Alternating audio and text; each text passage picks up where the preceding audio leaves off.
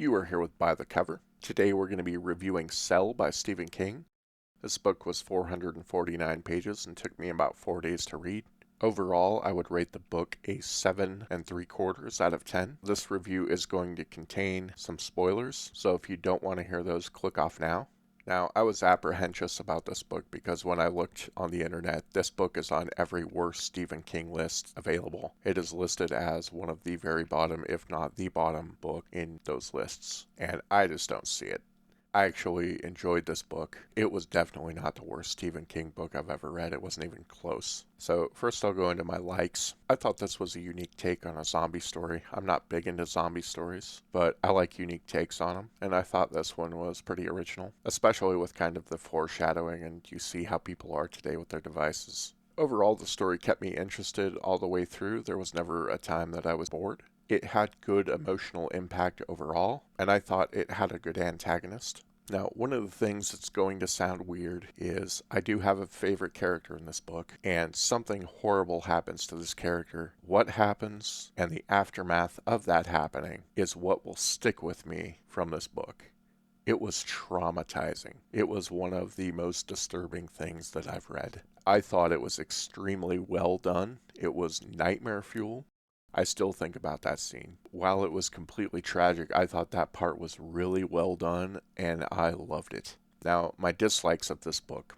I found all the characters in this book pretty much middle of the road for King. There weren't any characters that annoyed the living crap out of me, and there weren't any characters that I absolutely loved and could not do without. It didn't have the greatest character development in the world. They all kind of felt bland, or not as deep as they could have been.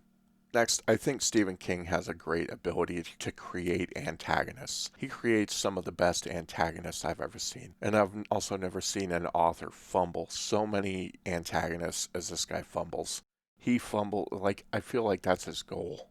He goes into things like, you know what, let's subvert expectations. And he builds up all these characters to be ungodly great forces to go against, and then he just fumbles it at the end and makes them nothing burgers. And I felt like he did that here. So I absolutely did not like the way the antagonist went out. And I also felt that the way that the antagonist went out made absolutely zero sense compared to information that you've already been presented up to that point of how things work. It was kind of a contradiction, so I don't think that would have happened if the things you learned earlier in the book held true. Those were my dislikes. I love the journey of this book. The characters weren't bad, they just weren't great.